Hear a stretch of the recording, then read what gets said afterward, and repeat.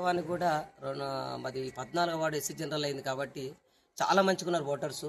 వాళ్ళు ఒక్కటే అడుగుతా ఉన్నారు, మాకు పనిచేసేటువంటి నాయకుడు కావాలి, పనిచేసేటువంటి లీడర్ కావాలి, వాళ్ళకి మేము ఓటేస్తామని చెప్పి ఈరోజు వాళ్ళు చెప్తా ఉన్నారు. ఆమె చెప్తున్నారు. వాళ్ళు కూడా ఇంకోటి అంటే సాధారణంగా ఆహ్వానిస్తూ ఉన్నారు. వాళ్ళు మంచి ప్రజాదరణ ఉంది. వాళ్ళు ఖచ్చితంగా అమ్మలు అక్కలు అందరూ కూడా దీవిస్తున్నారు. బిడ్డ నువ్వు 2 సార్లు పర్యాసాలు ఓడిపోవడం జరిగింది బిడ్డ, నేను ఖచ్చితంగా కడుపులో పెట్టుకుంటాం, మా గుండెలో పెట్టుకుంటాం, నేను గెలిపిస్తామని చెప్పి వాళ్ళు ప్రగాఢమైనటువంటి నమ్మకం నాకు ఇస్తూ ఉన్నారు. కాబట్టి వారికి మంచి స్పందన ఉంది. ఎక్కడ ఓట్లు అడిగినా కూడా మేమున్నాం, ఎందుకు బాధపడుతున్నాం అని చెప్పి నాకు భరోసా ఇస్తారు. కాబట్టి మంచిగా ఉంది. వాటిలో మాత్రం బాగా రోలింగ్ పార్టీ ఉంది కాబట్టి మీరు ఏం అభివృద్ధి చేద్దామని అనుకుంటారు? మీరు ఖచ్చితంగా కాంగ్రెస్ పార్టీ అధికారంలో ఉంది కాబట్టి, రూలింగ్ ఉంది కాబట్టి కాంగ్రెస్ పార్టీకి ఓటేస్తేనే అభివృద్ధి బాగా జరుగుతుంది, ఇంకా బాగా జరుగుతుంది. ఆల్రెడీ ఇప్పుడు జరుగుతూ ఉంది. ఈరోజు వెంకటేశ్వర కాలనీ తీసుకున్న ఈరోజు డ్రైనేజ్ సమస్య పూర్తిగా దాన్ని మేము అధిగమించబోతా ఉన్నాం. అట్లాగే త్వరలో కూడా సీసీ రోడ్లు కూడా కావడానికి ఆస్కారం ఉంది. ఎమ్మెల్యే గారు కూడా బాగా చొరవ చూపిస్తారు.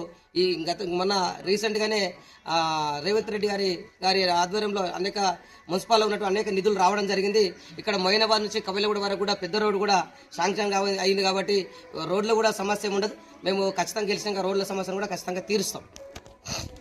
నిజమైన కార్యకర్తలారా, ఓటర్ మహాశయులారా, నిజంగా ఒక్కసారి ఆలోచన చేసి ఓటేయాలని చెప్పి నేను మిమ్మల్ని అందరినీ కోరుతా ఉన్నాను.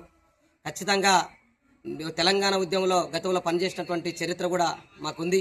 మరి ఆ రోజు ఏదైతే ఇప్పటికైనా చెప్తా ఉన్నాం, మళ్ళీ కూడా మాదొక్కటే చెప్తా ఉన్నాం, మీరు ఆలోచన చేసి నిజమైన కార్యకర్తలుగా ఏదైతే వివిధ పార్టీల్లో పనిచేస్తున్నటువంటి వాళ్ళు మీరు ఉన్నారో, మీరు నిజమైన కార్యకర్తలకే, నిజమైన నాయకులకే, నిజమైన సేవ చేసేటువంటి వాళ్ళకే ఓట్లు వేయాలని చెప్పి మేము అందరం కూడా కోరుతా ఉన్నాం.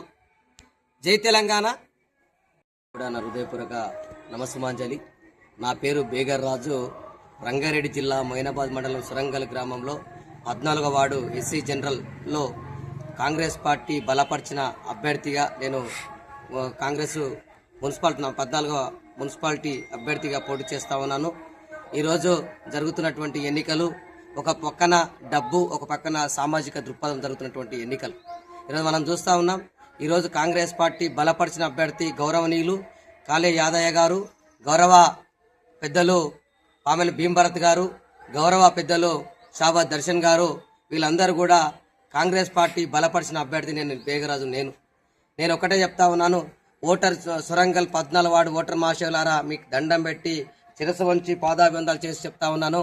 ఏదైతే సామాజికంగా చేస్తున్నటువంటి నాయకుడు కనుక ఉంటే మనకు అక్కరకు వస్తాడు, సమయానికి ఉంటాడు. అలాంటి వ్యక్తులను మీరు ఎన్నుకోవాలని చెప్పి తెలియజేస్తున్నాం. ఈరోజు గెలిచి నిన్న మొన్నటి దాకా ఏ పార్టీ జెండా ఎత్తని వాళ్ళు, ఏ పార్టీ జెండాని నినాదం చేయనటువంటి వాళ్ళు ఈరోజు మనం ముందుకు వస్తూ ఉన్నారు. మరి ఒకసారి గమనించాలి, ప్రజాక్షేత్రంలో ప్రజానాయకుడు ప్రజల చేతుల ఎప్పటికప్పుడు ప్రజా సమస్యల పైన పోరాటం చేసిన వ్యక్తులు ఒక పక్కన ఉంటే, ఈరోజు ఏ పార్టీ జెండా ఎత్తని వాళ్ళు ఇప్పుడు వచ్చి నేను ఈ పార్టీకి జెండా మోసినా, ఆ పార్టీకి జెండా మోసినా, నాకు ఓట్లేమని అడుగుతా ఉన్నారు. మరి వాళ్ళని కూడా మీరు ఆలోచన చేయండి. మరి ఎవరు ప్రజాక్షేత్రంలో ఉన్నారు, ఎవరికి ప్రజా సమస్యల కోసం కొట్లాడిరు? నేను గత 15 సంవత్సరాల నుంచి రాజకీయాలలో ఉన్న గౌరవనీయులు కాళే యాదయ్య గారి నాయకత్వంలో పనిచేస్తా ఉన్నాను. ఈరోజు కాంగ్రెస్ పార్టీ తీసుకున్నటువంటి ఏదైతే ప్రజా సంక్షేమ పథకాలు ఉన్నాయో అవన్నిటిని కూడా మేము గ్రామ స్థాయికి తీసుకెళ్తా ఉన్నాం. ఓటర్ మహాశయులు చెప్తా ఉన్నాం. కాబట్టి ఓటర్ మహాశయులారా, ఒక్కసారి ఓటు కనుక మీరు ఆలోచించేయకపోతే మనం 5 ఏళ్ళు గోస అనుభవించాల్సి వస్తుంది. ఇప్పటికైనా ఆలోచన చేయండి, ఒక మంచి నాయకుని ఎన్నుకోండి. ఆనాడు డాక్టర్ బాబాసాహెబ్ అంబేద్కర్ గారు ఓటు హక్కును కల్పించారు. ఆనాడు ధనవంతులకే కాదు, 18 సంవత్సరాలపై ఉన్నటువంటి వ్యక్తులకు ప్రతి ఒక్కరి భేద ధనిక అనే తేడా లేకుండా ప్రతి ఒక్కరికి కూడా ఈరోజు ఓటు హక్కు కల్పించినటువంటి డాక్టర్ బాబాసాహెబ్ గారు, వారి వల్లనే, వారి రాష్ట్ర రాజ్యాంగం వల్లనే నేను కూడా ఈరోజు ఒక రిజర్వేషన్ నుంచి పోటీ చేస్తుందంటే కూడా అది బాబాసాహెబ్ అంబేద్కర్ పెట్టిన భిక్షనే తప్ప మరెవరు పెట్టినటువంటిది కాదని నేను ఈ సమయంగా గుర్తు చేస్తాను.